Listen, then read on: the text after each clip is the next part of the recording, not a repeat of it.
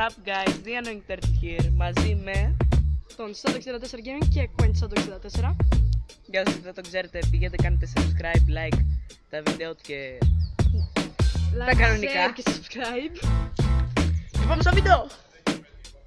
Λοιπόν, αυτό είναι το πρώτο vlog του The Annoying 30. Έχω συνηθίσει με...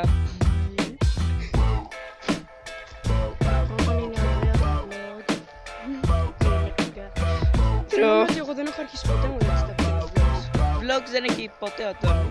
Έχω πολλά λίγα. Στο Quench θα το μόνο ένα vlog έχω. Μόνο ένα vlog. Στο άλλο μου έχω περισσότερο νομίζω. Ναι, έχω κάνει την κλήρωση. gaming και αυτά. Ναι, το Shadow 64 Gaming έπρεπε να το χαλάξει το Shadow 64 σκέτο. Ναι, true. Γιατί gaming. Γιατί δεν ξέρω, είχα απορρώσει με τα game.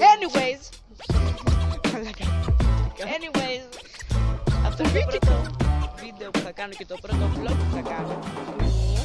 Για όσους το βλέπετε τώρα, αφήστε ένα like, subscribe, κάτι Και και γράψτε ένα ένα share. comment να πείτε άμα ήταν ωραίο το vlog, γιατί θα είναι Καλά, ωραίο. δεν είναι και vlog, δεν είναι και vlog αυτό.